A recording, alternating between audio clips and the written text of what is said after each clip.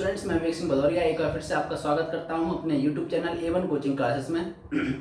आज की क्लास में हम स्टार्ट करने जा रहे हैं क्लास 10th का जो हमारा मैथ्स चल रहा है, उसमें हम चैप्टर 4 को स्टार्ट करने जा रहे हैं, जिसका हमें इंट्रोडक्शन पढ़ना है आज की क्लास में।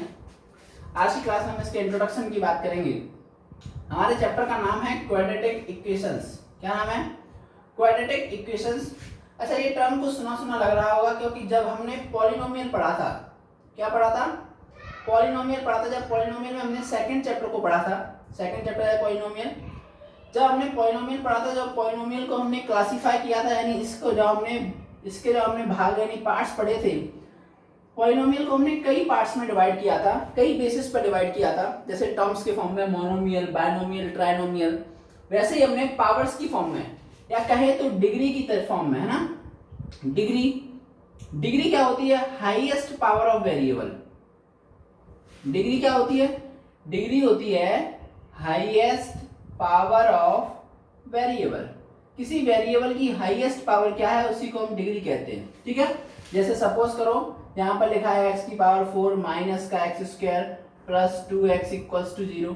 तो यहाँ पर वेरिएबल यानी x की हाईएस्ट पावर कितनी है? 4। तो 4 इसकी डिग्री हो जाएगी। जो हाईएस्ट पावर होती है उसी को हम डिग्री कहते हैं। ठीक है। तो जब हमने डिग्री के बेसिस पर पॉलिनोमियल को डिवाइड किया था, तो हमने पढ़ा था लीनियर पॉलिनोमियल। क्या पढ़ा था?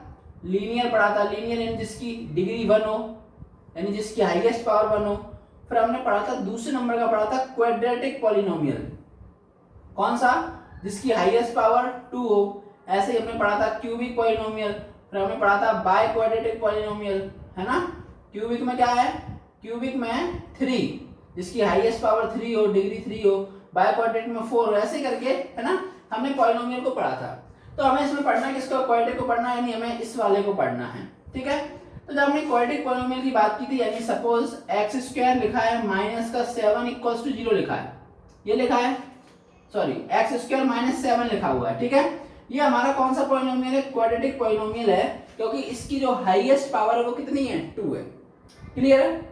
अब अगर हम इसी पॉलिनोमियल को 0 से इक्वेट कर दें, यानी इसके इक्वल्स टू में हम 0 लिख दें, तो अब ये क्वाड्रेटिक इक्वेशन कहलाएगी। क्या कहलाएगी? अब ये कहलाएगी क्वाड्रेटिक इक्वेशन। ठीक है। आया समझ में? यानी जब हम पॉलिनोमियल को, किसको? क्वाड्रेटिक पॉलिनोमियल को 0 से इक्वेट कर देते हैं, तो वो बन जाता है क्वाड्रेटिक इक्वेशन।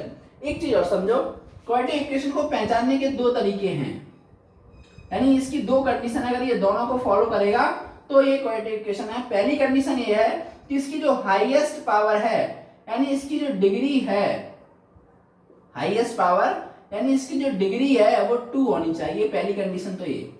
दूसरी कंडीशन ये कि इसके इक्वल्स टू में 0 होना चाहिए, यानी इक्वल्स टू 0 होना चाहिए। ये इसकी क्या है? ये इसकी कंडीशन है ये। ठीक है। अब अगर हम इसकी जनरल फॉर्म की बात करें कि जनरल फॉर्म क्या होती है क्वाड्रेटिक इक्वेशन की, तो बिल्कुल सिंपल है, जो हमने पढ़ा है। जो इसकी जनरल फॉर्म होती है, यानी general form of quadratic equation क्या होती है? इसकी जनरल फॉर्म होती है ax स्क्वायर प्लस का bx प्लस का c इक्वल्स टू 0। ये क्या है? ये इसकी जनरल फॉर्म है। और इसके लिए कंडीशन ये है a शुड नॉट बी 0 या a इज नॉट 0। a कभी भी 0 के इक्वल नहीं होना चाहिए। क्यों नहीं होना चाहिए? तो इसलिए नहीं होना चाहिए क्योंकि अगर a 0 हो गया, a की वैल्यू अगर 0 होगी, तो हो जाएगा 0 इंटू एक्स स्क्वायर प्लस का bx और प्लस का c इक्वल्स टू 0। अगर देखो, अगर यही 0 हो गया तो ये पूरा 0 हो गया कि नहीं हो गया?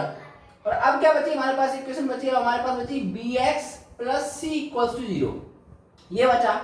अब क्या बताओ, अब ये बताओ कि क्या ये क्वाड्रेटिक इक्वेशन की कंडीशन को फॉलो कर रहा है? नहीं कर पाएगा, क्योंकि इसकी पहली कंडीशन कहती है कि इसकी हाईएस्ट पावर 2 होनी चाहिए, इसकी डिग्री 2 होनी चाहिए।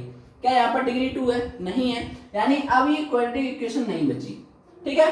तो सीधी बात यह है कि a जो है, a की वैल्यू इस कंडीशन पे 0 नहीं होनी चाहिए। b 0 हो सकता है, c 0 हो सकता है, कोई दिक्कत नहीं है। अगर b 0 कर दोगे तो कोई दिक्कत नहीं है, तो यहाँ से बन जाएगा तुम्हारा ax स्क्वायर प्लस का c इक्वल्स टू 0, क्योंकि ये वाला टर्म तो 0 हो गया। ठीक है ना। तो ये हमारा हो सकता है। क्लियर है।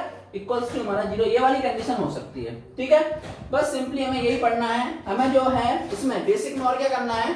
बेसिक में हमें क्या करना है? बेसिक में हमें ये फाइंड करना है, हमें जो पढ़ना है आगे वो हमें क्वाड्रेटिक इक्वेशन को सबसे पहले पहचानना पड़ेगा कि कौन सी क्वाड्रेटिक इक्वेशन है या नहीं।